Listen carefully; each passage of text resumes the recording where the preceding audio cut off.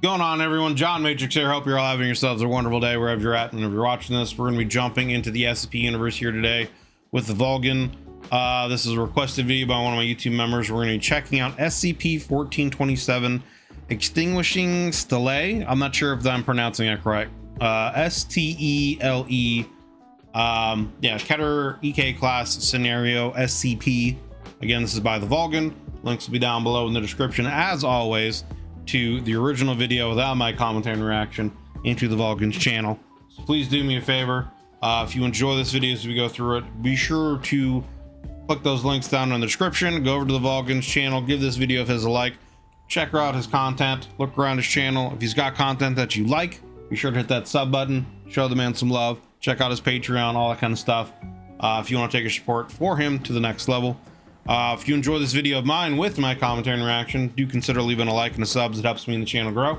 If you want to take your support for my channel to the next level, there is a join button underneath the video, as well as a link in the description to the YouTube membership benefits and tiers that I have to offer. You get early access to videos, priority any kind of reaction requests, some Discord members only channels, stuff like that. So if any of that has any interest for you, take a look at all that. And yeah, I greatly appreciate you guys just coming in, hanging out, and checking out the video on the channel. So with all that said, let's jump into the video here. Again, this is SCP-1427 by the Vulcan. Boop. Boop. Let's get it.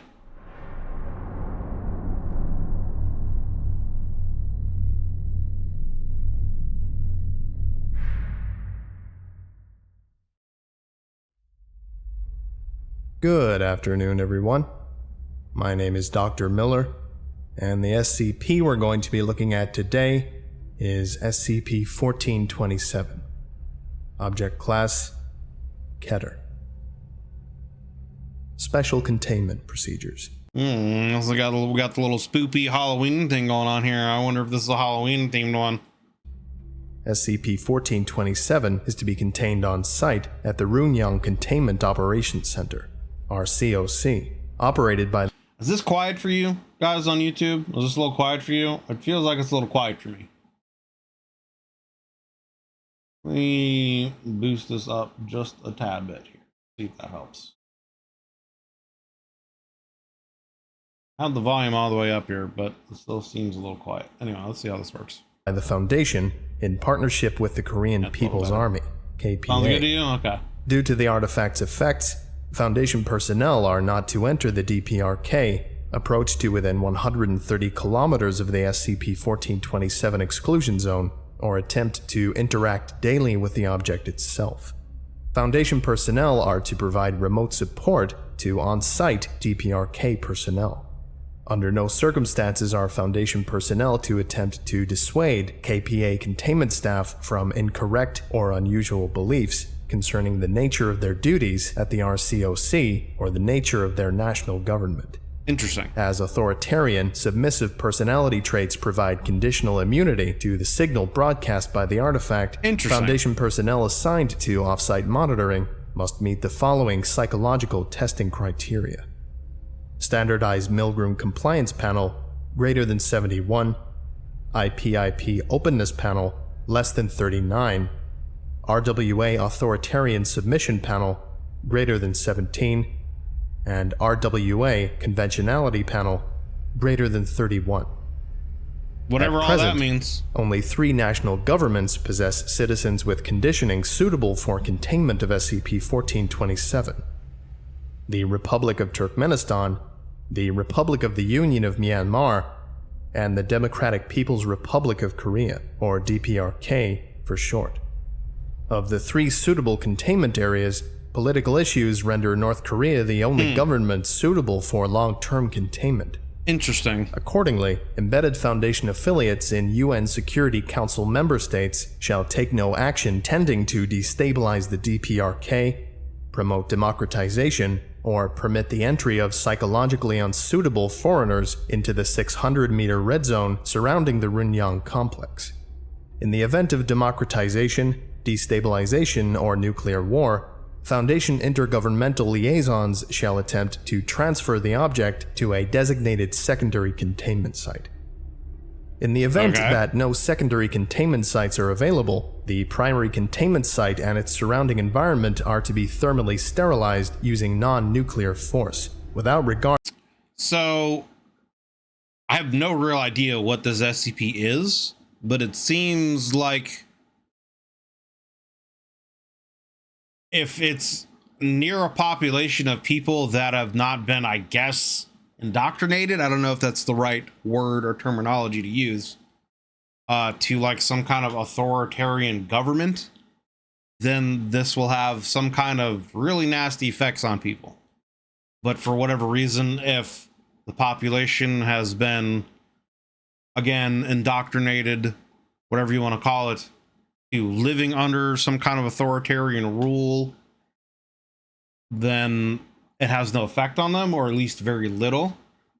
So I really don't know. Is it like some kind of maybe mind controlling or personality altering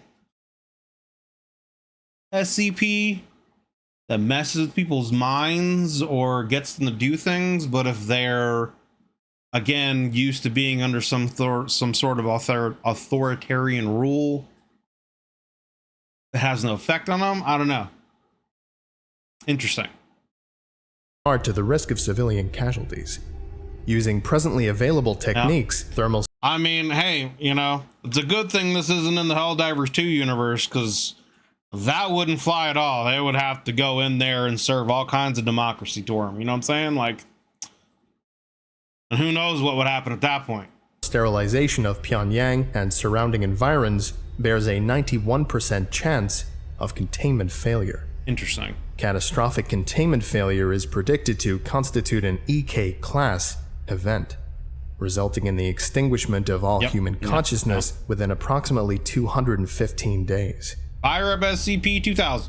Description: SCP-1427 is a featureless 14 by 2 by 2 meter beryllium bronze steel.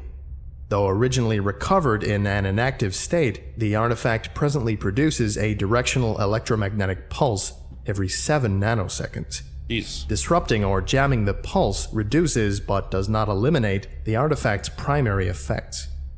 The device's electromagnetic effects are therefore theorized to be a carrier wave for, or side effect of, the device's primary function. Okay. Targets are selected randomly from the 20,736 12 to the power of 4 nearest human subjects, ignoring those already exhibiting the effects of the pulse but including those who are immune. The device appears to have no effective maximum range. On several occasions, the device has exhibited the ability to make over-the-horizon broadcasts to otherwise occluded subjects by deflecting its signal off of the Earth's ionosphere. Interesting. The artifact's means of detecting human consciousness and the causative mechanism underlying its effects are presently unknown. We would also think, though, too, right? Because, like it's using electromagnetic waves as a carrier for whatever its signal is. And then, obviously, the planet is surrounded by an electromagnetic field. So you would think, if, I guess, as long as it would be powerful enough to send, I guess it would depend on the amount of power it has, is what I'm going with. But, like, wouldn't it just be able to bounce these signals off the electromagnetic field that's surrounding the planet and basically just send them anywhere, you know? And I guess it would just depend, again, on how much juice it's able to put into those signals or how far it would be able to reach, bouncing off the magnetosphere, etc. Maybe I'm wrong. Maybe it would just pass through the magnetic field. But that's what my first initial thought when he was talking about that would be, that, you know, essentially it could reach anywhere by just bouncing the signal off, you know, the electromagnetic field around the planet. So I don't know. Anyway, let's continue. Upon receipt of the signal, subjects permanently experience increased suggestibility, severe abuela, and short-term memory loss. These effects are secondary to the artifact's primary effect, which is substantial reduction in prefrontal SQ2 signal. Due to information recovered from SCP, Foundation researchers presently believe that this reduced SQ2 signal corresponds to a significant reduction in, or total destruction of, the subject's subjective consciousness. Interesting. Moderate authoritarian submissive personality traits appear to provide conditional immunity to the effects of the broadcast. Accordingly, since its activation, containment protocols have required placement in high population density areas subject to a totalitarian government. SCP-1427 was originally recovered from a Cistercian monastery in southeastern Algeria by Italian special forces in January of 1938. Really? Laboratory notes from that period mention a rhodium carbide outer casing, embossed with lettering in a known but poorly characterized Semitic alphabet. That outer casing is presumed to have been destroyed or lost by Italian researchers before the object's transfer to Leipzig in 1944.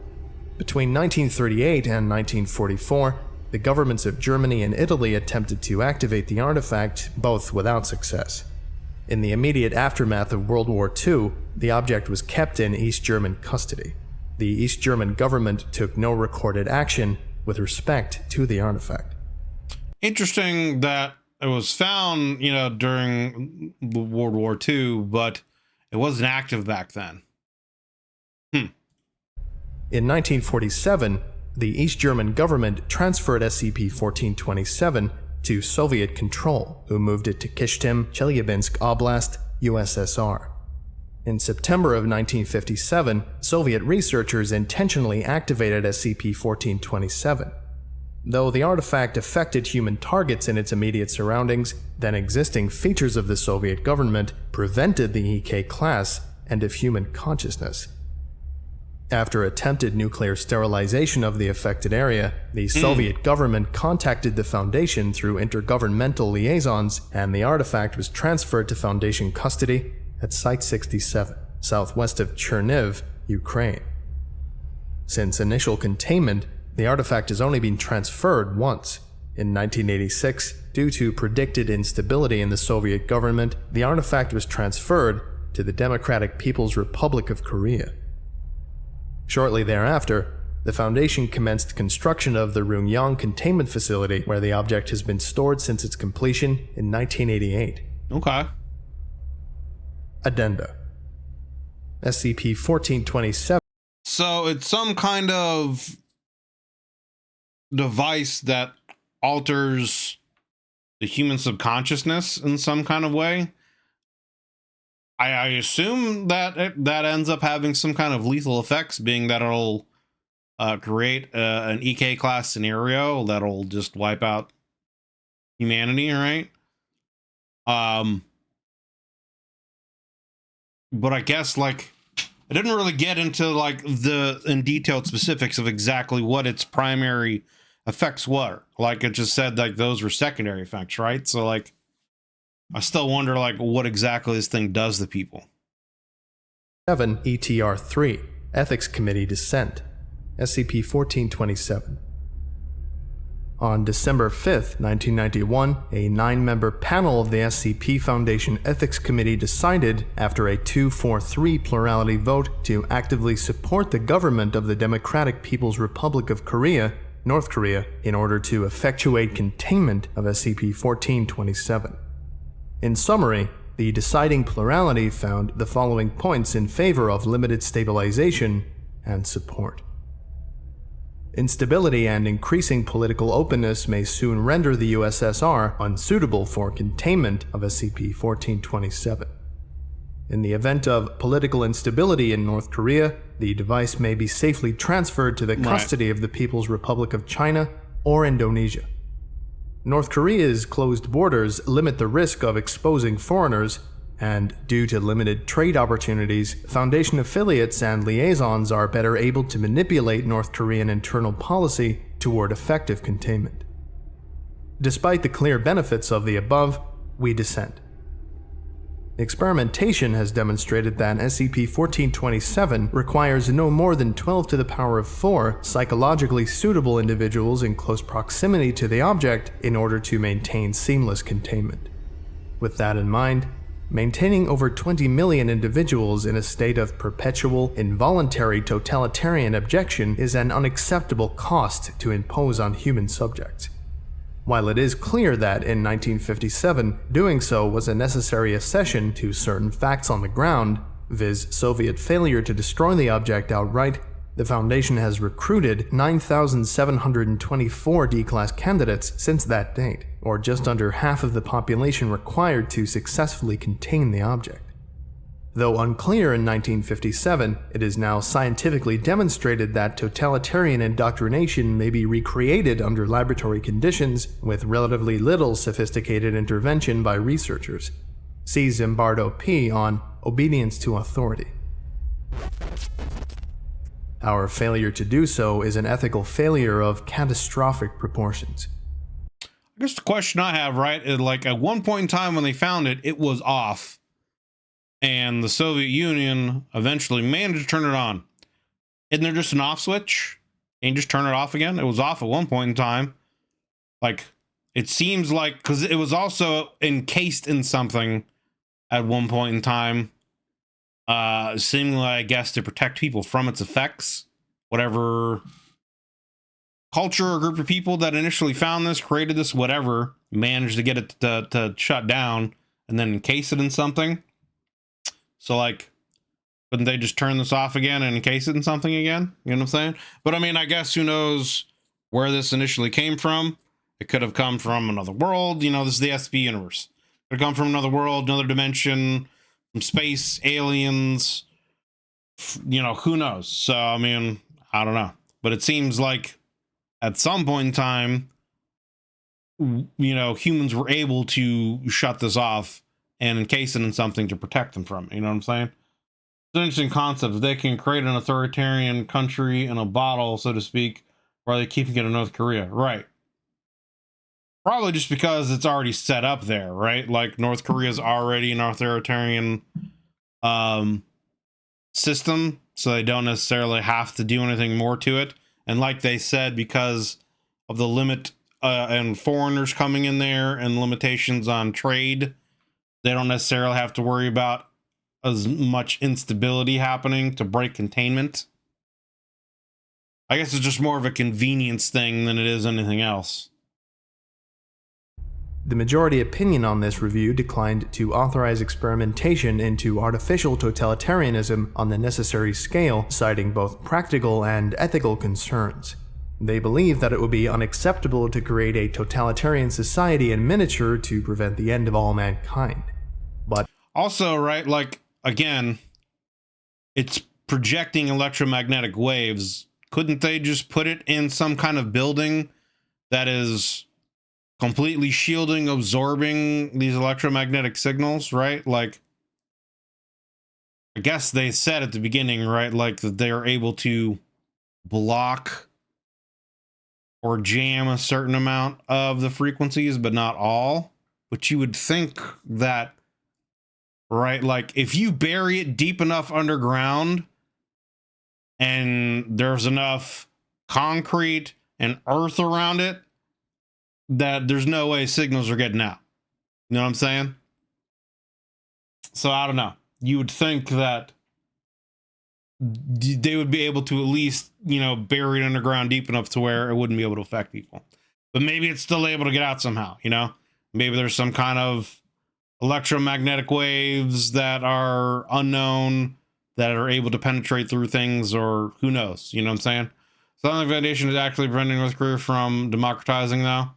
I mean, yeah, that sounds like it's the case. It sounds like they are actively allowing North Korea to be the way it is, specifically to contain this device. So, I mean, yeah, it's definitely like, what's the word?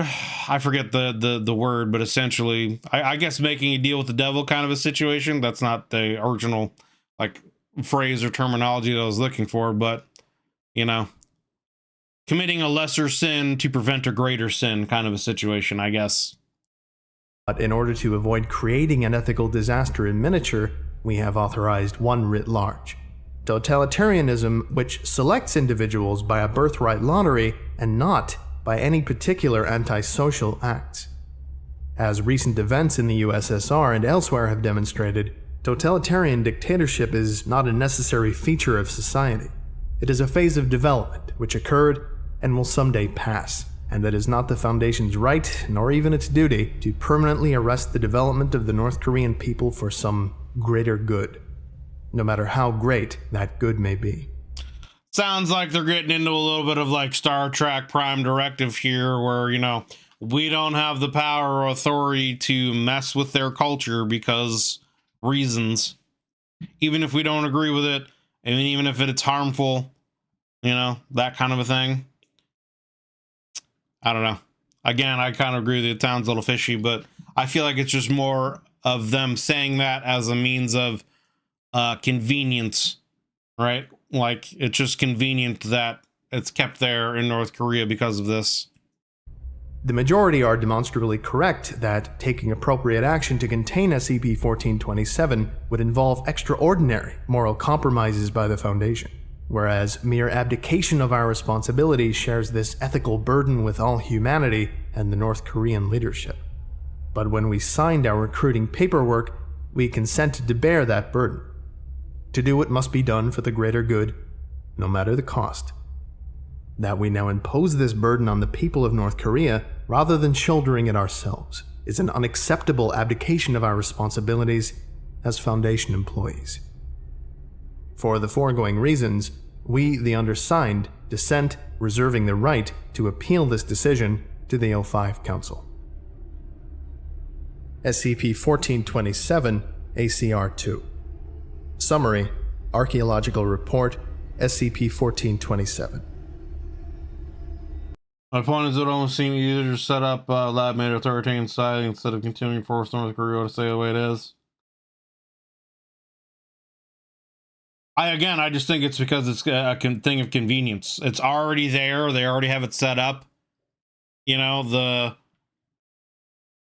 the country is already the way it is, and as long as, and they essentially have created a backup plan so that if there is any kind of political instability in the region, a war happens, someone invades them, South Korea takes over, you know, China goes after them or whatever, they can move it to China or another site that they said. But if also needed to, they could just create an artificial authoritarian, you know, simulation there to keep it contained, right? So I don't know. Sounds like it. I mean, yeah, it's just, it's one of those situations where there's already a perfect environment set up, so they're just allowing it to be there, essentially, kind of situation. And probably it would make sense, right, for like it to be a reason, like in the SCP universe, right? Let's say North Korea is exactly how it is in the real world, which is kind of what it sounds like they're going with here in this video, right? So that would make a perfect kind of like geopolitical excuse for why North Korea is able to stay the way it is without any other governments like really getting involved and doing anything about it. It's because the Foundation is essentially saying, hey, we've got some crazy device that's under containment there, and the country needs to stay the way it is, because if it doesn't, then it could lead to the extinction of the human race. So you guys need to leave North Korea alone. You know? So it is also kind of like an interesting, I guess, reason geopolitically in the SCP universe for an excuse for like North Korea being the way it is, because the Foundation needs it to be that way. I don't know. Anyway, let's continue. Case Report, Tom and Rossett, Ossuary, April 21st, 1993. File with SCP-1427. Principal Investigator, Usman Azmagan, Ph.D. Project Phase, IIA. Background. Following the disputed SCP-1427 Ethics Committee report of May 12, 1991, O5 authorized Phase 2 research towards decommissioning or permanently deactivating SCP-1427. As part of the Team B decommissioning initiative, O5 rescinded Standing Order 75128, which prohibited Foundation members from disturbing archaeological sites belonging to the Pleistocene Afro-Asiatic Culture Group, PACG. Following the order's revocation, MTF Row 293, a Laharog, responded, excavating the site where SCP-1427 was believed to originate, 71 kilometers south-southwest of the city of Tamanrasset, Algeria. Discussion.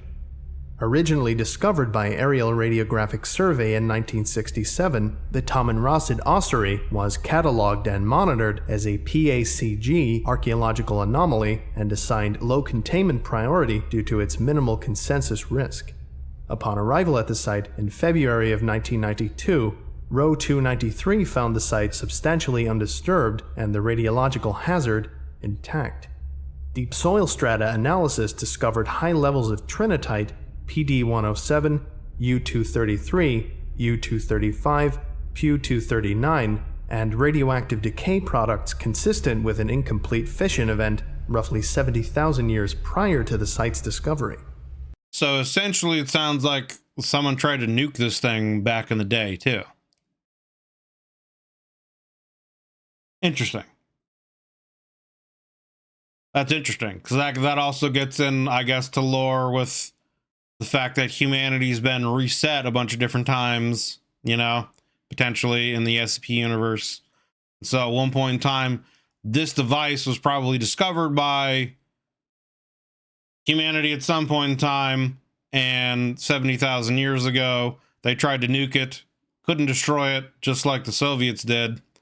And so they found some kind of way to shut it down and encase it in something to keep it from working. And then they buried it. This failure of nuclear fission appears consistent with samples taken from the Kishtim containment area after the failed detonation of the Soviet failsafe device. The central site occupies a single blast crater of roughly 0.75 kilometers in diameter, centered on a rectangular depression indicating the existence of a subsurface structure. Disturbance of soil strata indicates that SCP-1427 was likely removed from this subsurface structure at some time prior to the year 1600 AD. In addition, the site appears to have been disturbed both before and after the removal of SCP-1427. Site containment appears to have successfully been maintained after 1967. You know, I don't know why, but just the idea of the date, you know, prior to the year 1600 AD of it being moved. I'm curious.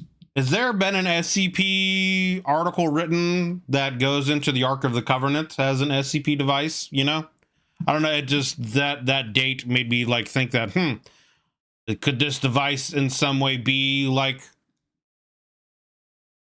an Ark of the Covenant kind of a thing? And, you know, maybe that's why in the biblical tales, was it the Israelites, I think, you know, had it and were immune to it, and they released it and destroyed, you know, their enemies, etc., kind of a thing.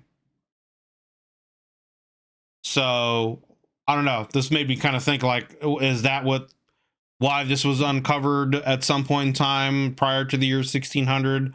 You know, is this potentially like the Ark of the Covenant, you know, kind of a thing? I don't know. I don't think it is, but that's just kind of where my mind went, you know? And then, like I said, it just brought up that question of, has there been an article written, you know, that could explain the Ark of the Covenant as some kind of SCP device? Because that would be interesting too, and I would like to look at that article or any kind of videos that would cover that. But anyway, let's continue. Apart from SCP-1427, no intact artifacts were retrieved from the central area of the site. Like other PACG sites, intact artifacts, remains, and complete texts appear to have been systematically destroyed by later Sapiens sapiens populations, except where object size or durability made deconstruction impractical. The peripheral area occupies a single undisturbed geological stratum indicating continuous, low-intensity occupation between approximately 71,000 BC and 68,000 BC. Artifacts recovered from the site display features common to other Interesting. PACG sites, including the following characteristics: substantial radiological contamination, midden deposition, and ossuary contents indicating substantial infant mortality, vandalism or iconoclasm by archaic sapiens sapiens, the use of beryllium bronze as a structural material, and artifacts bearing markings in PACG Semitic rectilinear alphabet B. Remains recovered from the site indicate cohabitation by Homo sapiens, Idaltu, and a second unidentified hominid species provisionally designated as Homo sapiens descensus. Interesting. Relative to the hominid baseline, descensus remains exhibit gigantism and functional postaxial polydactyli with a median of 6 digits per limb. So I wonder if this thing is like mutating people in certain ways, right? And that's why they're talking about one of these Homo sapien, offshoots as having these gigantism mutations and 6 digits per limb, etc. So I wonder if this is like trying to transform humans in certain ways. And maybe that's also why there was such a high infant and mortality rate. Presuming femoral proportions consistent with the human form, the subspecies median male was 7'6", and the mean female height was 7'2". Craniometry based on recovered fragments indicates a brain volume of roughly 520 cubic centimeters. Though populations of Idaltu increase throughout the period of cohabitation, descensus populations remain static. Above the radiation-bearing geological stratum, no members of the descensus subspecies are found, though intermittent Idaltu occupation continues until approximately 63,000 BC. In approximately 61,000 BC, non-resident Idaltu populations appear to have engaged in a concerted effort to evacuate and destroy artifacts belonging to the PACG culture, with a special focus on removing and destroying descensus remains. Interesting. As few identifying artifacts related to later Idaltu population remain, the reasons for this period of late iconoclasm remain obscure. Conclusion. So it seems like something happened with this device that made one of the species go to war with another one and destroy them for some reason. Though the intended purpose of SCP-1427 remains obscure, its function appears to have been related to the subjugation of early Homo sapiens sapiens by Homo sapiens descensus. Resistance to nuclear attack appears to have been a high priority for PACG engineers. All remaining PACG artifacts appear to have been constructed for high resistance to neutron flux. Interesting. So it sounds like 70,000 plus years ago or whatever, there were different types of human species on the planet. Again, in the SCP universe, humanity's been reset and changed numerous times by SCP-2000, I think, right? So at one point in time, I wonder if this actually, it makes me think of if this is something to do with the Bigfoot species in some way, right? Because the Bigfoot species is bigger and taller, and so like, regardless if it has anything to do with them, this seems like it's some kind of device that was created by a species of Homo sapien to control another group of humans, and probably force them into some kind of slavery, etc. And somehow they broke away and began destroying devices that this other group made and eventually wiped them out, and then buried this stuff and moved up to the surface. That's what it sounds like this is happening. Interesting. And many have been recovered from what appear to be the sites of prehistoric nuclear attacks. As PACG artifacts appear to directly interfere with nuclear fission, it is the unanimous recommendation of Row 293 that decommissioning efforts focus on conventional arms or disassembly, and that recovery of the artifact sheath or other complete PACG texts be made a containment priority. Interesting. Man, a lot of extremely in-depth scientific terminology in this one, huh? Yeah, a little bit. Anyway, A little bit. thank you for listening, if indeed you still are, and you are all dismissed. Goodbye. Thank you, Dr. Miller. Another great seminar as always. This article was written by Ophight. I think that's how it's pronounced.